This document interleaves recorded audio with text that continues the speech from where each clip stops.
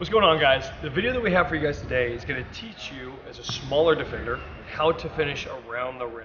Now, in today's game of basketball, it's so important for us to be able to shoot a three-point shot and be able to finish around the cup. And if you're undersized, which a lot of us are out there, it's so important that you have these three finishing options in your bag. So the first one that we're going to talk about is our floaters. You guys have to be able to go into a soft touch floater anywhere between 4 and even like 12 to 15 feet that allows you to get that ball over a larger defender. So what we're going to do is we're going to work on two different types of floaters. So I'm the type of coach that teaches dominant hand floaters only, because when we go into a floater, we typically have time and space to get that release off. So for me as a lefty, whenever I operate to my left, I'm going to pick ball up and get into this little bit of, we call it a power finish or power stance, where I plant the outside foot behind my shoulder, I plant inside foot toward my target, and then I'm going to finish with that dominant hand over the frame. So when I go into that release, it's imperative that we have elbow and wrist our palm toward our target, and then we're going to get into a wrist extension, not a wrist snap. And that wrist extension means that by the time I release the ball, my wrist is going to be fully extended to where it's parallel with my forearm. Okay, so it's really important that we don't get into any breaks, because when we go into a break, it's like going into a one-handed shot. Okay, and it allows for a lot of deviation. My wrist can fall off to the left or right. Ball can fall off of index or pinky going into that push, making it a little bit more, making it a directional miss. So what we want to do is we want to have that open hand. We're almost like waving toward the rim, so that way we can get into that controlled release. As I go into that extension, I'm just releasing the ball.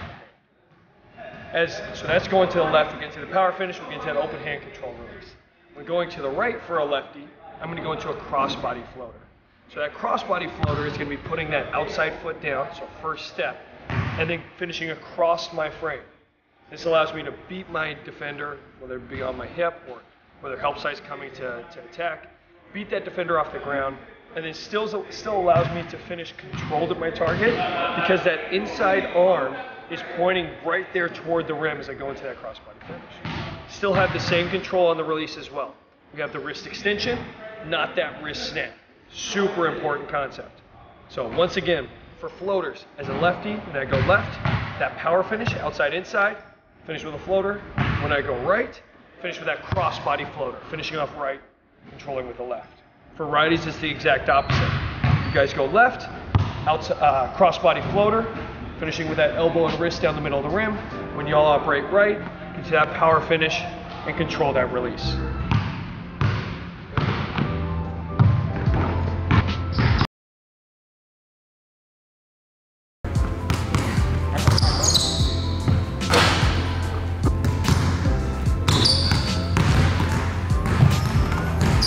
The second finishing option for undersized guards is going to a first step finish. So a first step finish means that by the time I pick that ball up, the first step that I take is going to be where I elevate and get into my shot frame. So this gives us a great opportunity as an undersized guard to beat that help side defender off the ground. So if they're coming toward me, or even if my defender is on the side of my hip, and I take 2 full steps, it gives those defenders a time or a chance to block or time the block of my shot. But when I go off that outside step or go off my first step, it gives me the opportunity to beat my defender off the ground. So for the first step finishes, we have first step and scoop. We just beat that defender off the ground, scoop to finish. Steve Nash was impeccable at this during his career with those inside hand releases off that first step. We have side hand finishes, which Kyrie is just unreal at, taking it off the ground off that first step, and then getting to that nice extension, that side hand release to beat a bigger defender who might be on their hip. And we have first step reverses, where we can get out and extend as we're going through like a dribble through, plant, and finish on the other side of the rim. And then we have first step crossbody floaters. So many different options for you guys to go through. I want you guys to see a little bit of how we operate with those first step finishes, just so you can practice that timing and really get comfortable with being able to plant, secure that ball, and then get into that controlled release super quick to beat that defender off the ground.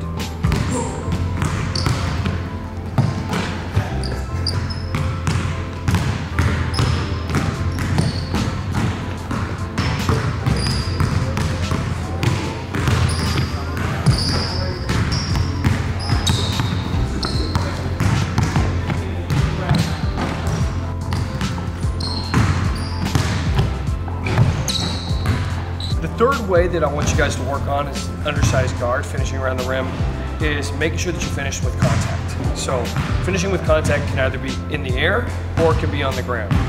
Now, one way to get contact, or for us to realize when to finish with contact around the rim in air, is when we have a help side defender who's delayed and they're surrounded, they're covering the restricted area, they're within that restricted area. So for me, if I'm driving to the rim and help side's coming from the side and they're trying to meet me at the cup and I see them in the restricted area by the time I get to my pickup, I'm jumping straight for their chest, just because I know whether they stay planted on the ground or whether they jump to meet me, that it's more than likely going to be a blocking foul because of their momentum trying to intersect with me. So it's really important, once again, that we see where they're positioned within that restricted area, and then we can meet them in the air for contact and pretty much be able to get a foul and a chance to get a three-point play. The second would be bump contact on the ground. Now, this typically is when we have a defender who's playing pretty good defense, and we need to create a little bit of separation for us to get into a finish. So what we like to do is we like to time that bump with the dribble, getting into those bump finishes, or we can practice going into that bump on the second step with the revere finish, or some form of controlled contact on that second step.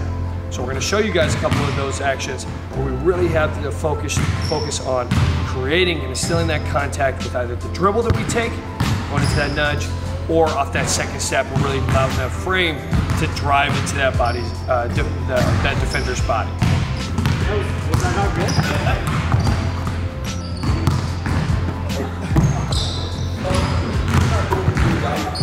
Oh!